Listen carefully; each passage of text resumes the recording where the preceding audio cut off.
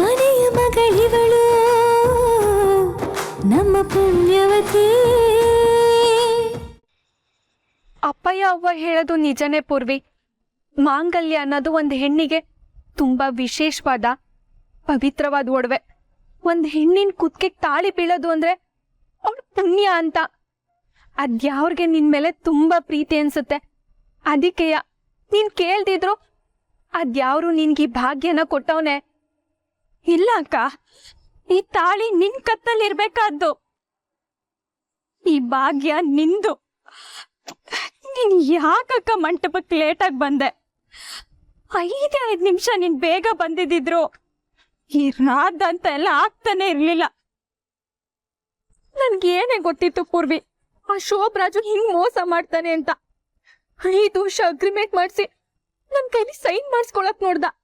ನಾನು ಒಪ್ಲಿಲ್ಲ ಅಂತ ಹೇಳಿ ನನ್ನ ರೂಮ್ ಕೂಡಾಕ್ತ. ಅಲ್ಲಿಂದ ಹೆಂಗೋ ಮಾಡಿ ತಪ್ಪಿಸ್ಕೊಂಡ್ ಬಂದೆ. ಅಷ್ಟೆಲ್ಲ ಒದ್ದಾಡಿ ಕಷ್ಟಪಟ್ಟು ಬರೋಷ್ಟಲ್ಲೇ ನೀನ್ ಕುತ್ತಿಗೆಗೆ ತಾಳಿ ಬಿದ್ಬಿಡ್ತು. ನನ್ನ ಕ್ಷಮಿಸ್ಕೊಡೆ. ನೀನನ್ನ ಇಕ್ಕಟ್ಟದ ಪರಿಸ್ಥಿತಿ ತಪ್ಪಿ ಹಾಕ್ಬಿಟ್ಟೆ. ನಾನು ಎಷ್ಟು ಒದ್ದಾಡ್ತಿದ್ದೆ ಗೊತ್ತಾ ಅಕ್ಕ? ಹಸೆ ಮನೆ ಮೇಲೆ ಕೂತು ಒಂದೊಂದು ಕ್ಷಣನೂ ನಾನು ಸಾಯ್ತಾ ಇದ್ದೆ. ಆದ್ರೆ ಯಾರಕ್ ತಾನೇ ಹೇಳಿ ನಾನು ಪದ್ಮಿನಿ ಅಲ್ಲ ಪೂರ್ವಿ ಅಂತ? ಅಲ್ಲ ಅಕ್ಕ, ಅವ್ರು ನಿನ್ಗೆ ಒಪ್ಪಿಗೆ ಕೊಟ್ಟೆ ಅಲ್ವಾ ಡ್ಯಾನ್ಸ್ ಕಳ್ಸಿದ್ದು. ಆದ್ರೆ ಅವ್ರು ಒಂದ್ಸಲ ಮಂಟಪದಲ್ಲಿ ಪದ್ಮಿನಿ ನೀನ್ ಯಾವಾಗ ಬಂದೆ, ಡ್ಯಾನ್ಸ್ ಮುಗೀತಾ, ಇದ್ರ ಸಂಬಂಧಪಟ್ಟಂಗೆ ಒಂದು ಪ್ರಶ್ನೆನೂ ಕೇಳಲಿಲ್ಲ ಅಕ್ಕ. ಅವರು ಒಂದೇ ಒಂದು ಪ್ರಶ್ನೆ ಕೇಳಿದಿದ್ರು ನಾನು ಎಲ್ಲ ಹೇಳ್ಬಿಡ್ತಿದ್ದೆ, ನಾನು ಪದ್ಮಿನಿ ಎಲ್ಲ ಪೂರ್ವಿ ಅಂತ. ಆಗ ಯಾವಾಗ್ತಾನೆ ಆಗ್ತಿರ್ಲಿಲ್ಲ. ಇನ್ ಕುತ್ತಿಗೆಗೆ ಆ ತಾಳಿ ಬೀಳ್ಬೇಕು ಅಂತ ಅದ್ಯಾವ್ರು ನಿರ್ಧಾರ ಮಾಡಿರ್ಬೇಕು. ಅದಕ್ಕೆ ಇದೆಲ್ಲ ಆಗಿದ್ದು ಅನ್ಸ್ತೈತೆ. ಏನಕ್ಕ ಹೇಳ್ತಿದ್ಯಾ?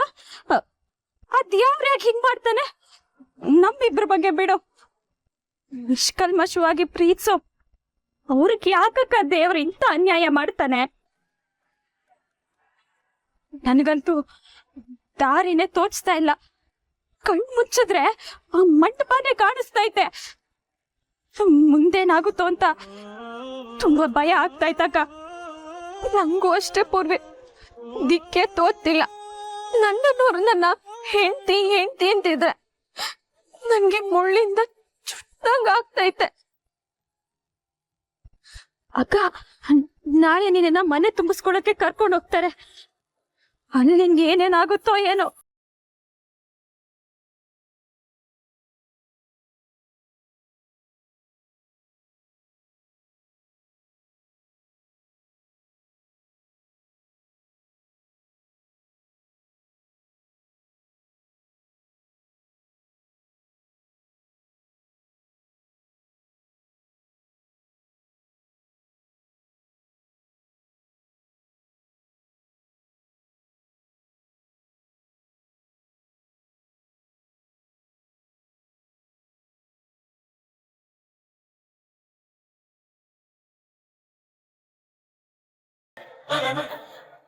ಪದ್ಮಿನಿ, ಬಲ್ಗಾಲಲ್ಲಿ ಸೇರನ್ನ ಒದ್ದು ಒಳಗ್ ಬಾಮ.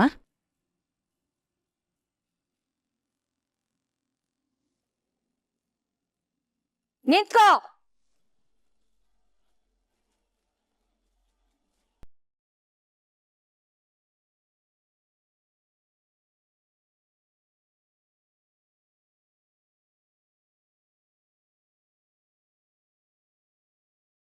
ಸೇರೊದ್ದು ಒಳಗ್ ಬರ್ಬೇಕಾಗಿರೋದು ನೀನಲ್ಲ, ನಂದನೇ ಹೆಂಡತಿ.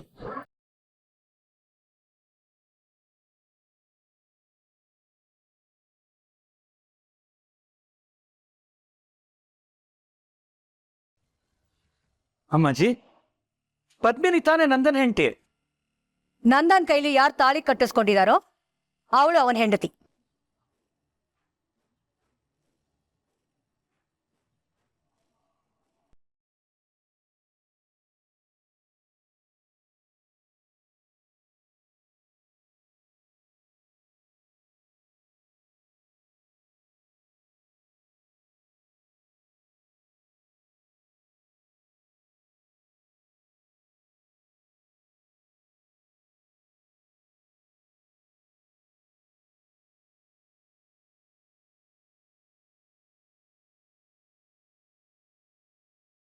ಪದ್ಮಿನಿಗೆ ಔಷಧಿ ಕೊಡ್ಲೇಬೇಕಾಗಿತ್ತು, ಇಲ್ಲಾಂದ್ರೆ ಅವಳು ಹುಷಾರಾಗ್ತಾನೆ ಇರ್ಲಿಲ್ಲ. ಅದಕ್ಕೆ ತಂದು ಕೊಟ್ಟಿವ್ನಿ. ಈಗ ನೋಡಿ ನಿಮ್ ಮುಂದೆ ಎಷ್ಟು ಗಟ್ಟಿಯಾಗಿ ನಿಂತವಳೆ.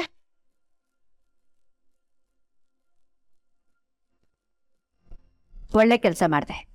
ಪದ್ಮಿನಿ, ಮೊದಲು ಅರ್ಶಿನ ಕುಂಕುಮ ತಾಳಿಗಿಟ್ಕೊಂಡು ಹಣೆ ಕುಂಕುಮ ಇಟ್ಕೊ, ಕೆನ್ನೆಗೆ ಅರ್ಶಿನ ಇಟ್ಕೊ.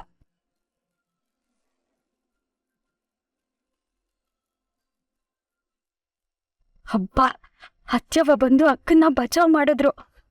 ಅಲ್ಲ, ಈ ಜಯಂತಿ ಆಂಟಿ ಎಲ್ರ ಮುಂದೆ ಅಕ್ಕನ ಕತ್ತಲ್ಲಿ ತಾಳಿ ಇಲ್ಲ ಅಂತ ತೋರಿಸ್ಬೇಕು ಅಂತ ಎಂತ ಪ್ಲಾನ್ ಮಾಡಿದ್ದಾರೆ.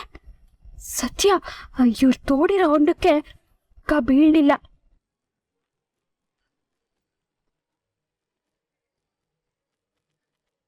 ಯಾವ್ರೆ, ನಂದನ್ ಅವರು ಕಟ್ತಲೇ ಇರೋ ಈ ಡೂಪ್ಲಿಕೇಟ್ ತಾಳಿಗೆ ಅರ್ಶಿನ ಕುಂಕುಮ ಇಟ್ಕೊತಾ ಇದ್ದೀನಿ, ನನ್ನ ಕ್ಷಮಿಸು.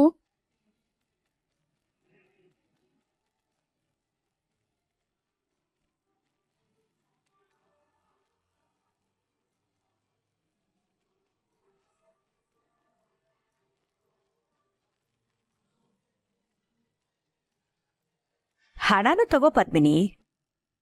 ಇದ್ಯಾಕ್ ನನಗೆ?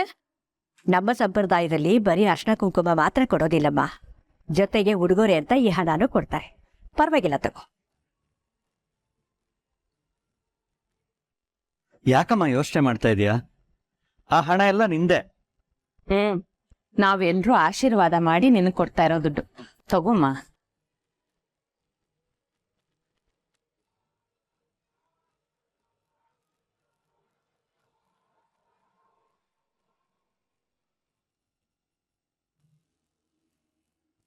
ಓ ಹೋಗ ಕಾಲೇಜ್ ಹೊಂಟ್ರಾ? ಹ್ಞೂ ಅಪ್ಪಯ್ಯ. ಇರವ.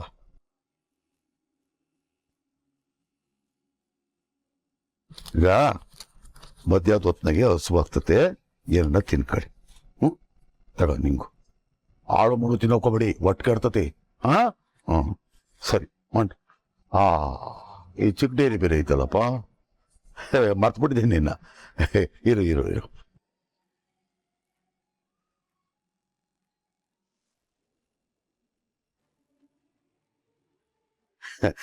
ಈಗ ಪುಟ, ನಾನು ನಿಮ್ಮ ಸ್ಕೂಲ್ ತಗ ಬರ್ತೀನಿ, ಅಲ್ಲಿ ಕೊಡಿಸ್ತೀನಿ. ನೀನ್ ರೆಡಿ? ನಾನು ಐಸ್ ಕ್ಯಾಂಡಿ ತಗೋಬೇಕು ಅಪ್ಪಯ್ಯ.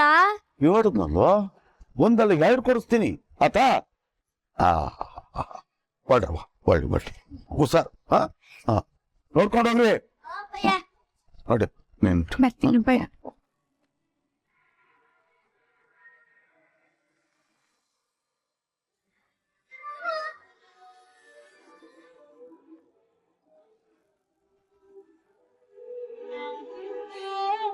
ಅಪ್ಪಯ್ಯ, ನಮ್ಗೆ ನಿಮ್ ಹತ್ರ ಇರೋ ದುಡ್ಡೆಲ್ಲ ಕೊಟ್ಟು ಜೇಬ್ ಖಾಲಿ ಮಾಡ್ಕೊಂಬಿಟ್ರಲ್ಲಪ್ಪಯ್ಯ. ನಿಮ್ ಜೇಬು ಯಾವತ್ತೂ ಖಾಲಿ ಇರಬಾರ್ದು, ನಿಮ್ ಕೈ ಯಾವತ್ತೂ ಬರೀದಾಗ್ಬಾರ್ದಪ್ಪಯ್ಯ.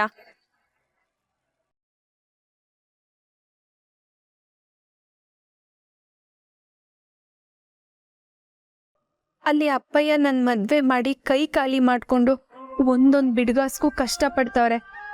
ಇಲ್ಲಿ ನನ್ಗೆ ಅಗತ್ಯನೇ ಇಲ್ದಿದ್ರು ಇಷ್ಟೊಂದು ಹಣ ಉಡ್ಗೊರೆ ಅಂತ ಸಿಕ್ಕೈತೆ. ಎಂತ ವಿಪರ್ಯಾಸ ಇದು. ಪದ್ಮಿನಿ, ಯಾಕಮ್ಮ ಅಳ್ತಾ ಇದೀಯಾ? ಏನಾಯ್ತವಾ? ನೀವೆಲ್ಲ ನನ್ನ ಮೇಲೆ ತೋರಿಸಿರೋ ಪ್ರೀತಿ ನೋಡೋಳು ಬಂತು. ನೀವೆಲ್ಲ ಬೇಜಾರು ಮಾಡ್ಕೋಬೇಡಿ, ನನಗೆ ದುಡ್ಡು ಬೇಡ. ಪದ್ಮಿನಿ, ಉಡುಗೊರೆ ಯಾವತ್ತೂ ಬೇಡ ಅನ್ಬಾರ್ದು, ತಗೋ. ನೀವೆಲ್ಲ ಇದನ್ನ ಪ್ರೀತಿಯಿಂದ ಕೊಡ್ತಿದ್ದೀರಾ, ಆದ್ರೆ ಇಷ್ಟೊಂದು ದುಡ್ಡು ತಗೊಳಕ್ಕೆ ನನ್ನ ಮನ್ಸು ಒಪ್ತಿಲ್ಲ. ಇದನ್ನ ತಗೊಳಕ್ ನನಗೆ ಏನು ಅರ್ಹತೆ ಐತೆ?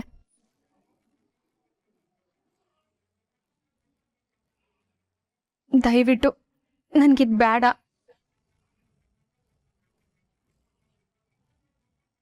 ಅರ್ಹತೆ ಇಲ್ವಾ? ಯಾರು ಹಾಗೆ ಹೇಳಿದ್ದು? ನಂದನ್ ಕೈಯಿಂದ ನಿನ್ ಕುತ್ತಿಗೆಗೆ ಯಾವತ್ತು ತಾಳಿ ಬಿತ್ತೋ ಅವತ್ತು ಇದಕ್ಕೆಲ್ಲ ನೀನು ಅರ್ಹಳು. ತಗೋ.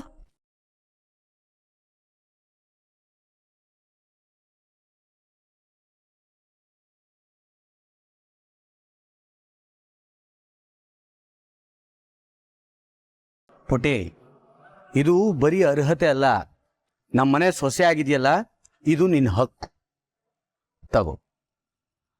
ಹೌದಮ್ಮ, ನಮ್ಮನೆ ಸೌಭಾಗ್ಯ ಲಕ್ಷ್ಮಿ ನೀನು. ಲಕ್ಷ್ಮಿನ ಬೇಡ ಅನ್ಬೋದಾ?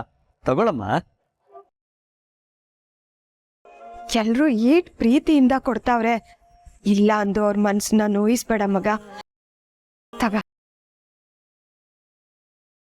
ಈ ಉಡುಗೊರೆ ಪೂರ್ವಿಗೆ ಸೇರ್ಬೇಕು.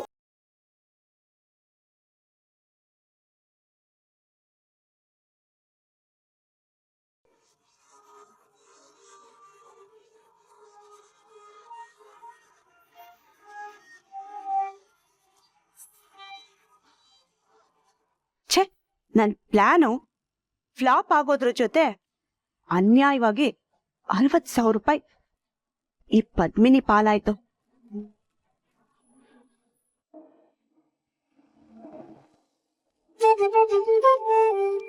ಹೇ, 3 ಗಂಟೆ ಹಾಕದ ಮೇಲೂ ನನ್ನ ಹೆಂಡ್ತಿನ ದೂರ ಇದ್ದೀನಿ. ಏನ್ ಬಾಳ್ದೇವ್ರೆ ನಂದು. ಎಕ್ಸ್ಕ್ಯೂಸ್ ಮೀ ಬಾವಾ, ಅಬ್ಬಾ, ಹಸ್ನೂರ್ ಎಕ್ಸ್ಪ್ರೆಸ್ಸು ಇಲ್ಲಿಗೆ ಯಾವಾಗ ಬಂತು? ಈಗಷ್ಟೇ ಬಂತು. ಯಾವ ಗೇಮ್ ಆಡ್ತಿದ್ದೀರಾ? ನಂಗೊಂದ್ ಸ್ವಲ್ಪ ಹೇಳ್ಕೊಡಿ ಬಾವಾ. ಗೇಮ? ನಾನೇ ನಿನ್ ಥರ ಚೈಲ್ಡ್ ಚಾಪತಿನ ಗೇಮ್ ಮಾಡ್ಕೊಂಡು ಕೂರಕ್ಕೆ? ನಿಮ್ಮ ಅಕ್ಕನ ಫೋಟೋ ನೋಡ್ತಿದ್ದೆ. ಅಯ್ಯೋ ಪಾಪ, ನಮ್ಮ ಅಕ್ಕನೂ ಇದೇ ಮನೆಗೆ ಅವಳೆ, ನೀವು ಇಲ್ಲೇ ಇದ್ದೀರಾ. ನೇರವಾಗಿ ಹೋಗಿ ನೋಡ್ಬೋದಲ್ವಾ? ಈ ಫೋಟೋ ಗಿಟೋ ಯಾಕೆ? ಏನ್ ಮಾಡೋದು, ಈ ಶಾಸ್ತ್ರ ಸಂಪ್ರದಾಯ ಎಲ್ಲ ಮೀರಕ್ಕಾಗುತ್ತೆಯೇ? ಹೋ, ಶಾಸ್ತ್ರ ಸಂಪ್ರದಾಯ. ಮೊನ್ನೆ ನಮ್ಮ ಅಕ್ಕನ್ ನೋಡ್ಬಾರ್ದು ಅನ್ನೋ ಶಾಸ್ತ್ರ ಇದ್ದಾಗ ನನ್ಗೆ 200 ರೂಪಾಯಿ ಕೊಟ್ಟು ನಮ್ಮ ಅಕ್ಕನ್ ನೋಡಿದ್ರಿ ಅಲ್ವಾ? ಆಗೆಲ್ಲೋಗಿತ್ತು ಈ ಶಾಸ್ತ್ರ ಸಂಪ್ರದಾಯ ಎಲ್ಲ? ಏನೋ ಚಿಕ್ಕ ಹುಡುಗಿ ಅಂತ ಸುಮ್ಮನಿದ್ರೆ ದೊಡ್ಡ ದೊಡ್ಡ ಮಾತು ಬರ್ತಿದೆ. ಇರ್ಲಿ, ನನ್ನ ಕ್ರೈಮ್ ಪಾರ್ಟ್ನರ್ ನೀನು. ನಿನ್ನ ಹತ್ರ ಹೇಳ್ದೆ ಏನು? ಆಕ್ಚುಲಿ ನಿಮ್ಮ ಅಕ್ಕನ ನೋಡಕ್ ನಾನು ತುದಿಗಾಲ ನಿಂತಿದ್ದೀನಿ.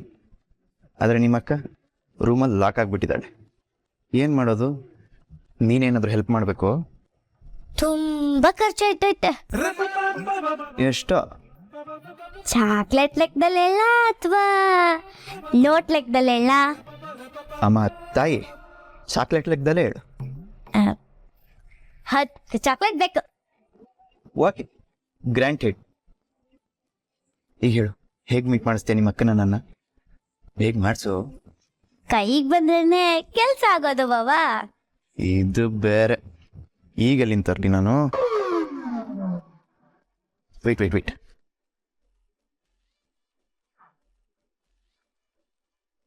ಸದ್ಯಕ್ಕೆ 2 ಇರೋದು, ತಗೋ. ಈಗ ನಿಮ್ಮ ಅಕ್ಕನ ಕರ್ಕೊಂಬ. ಅವೆಲ್ಲ ಆಗಕ್ಕಿಲ್ಲ. ಅಲ್ಲಿ ನಿಮ್ಗೂ ಅಕ್ಕಂಗುವೆ ಉಂಗುರ ಹುಡ್ಕೋದು, ಆಮೇಲೆ ಚೆಂಡೆಸಿಯೋದು ಎಲ್ಲ ಆಟ ಆಡಿಸ್ತಾರಂತೆ. ಅಲ್ಲೇ ಅಕ್ಕನ್ ತೋರಿಸ್ತೀರಿ ಬನ್ನಿ.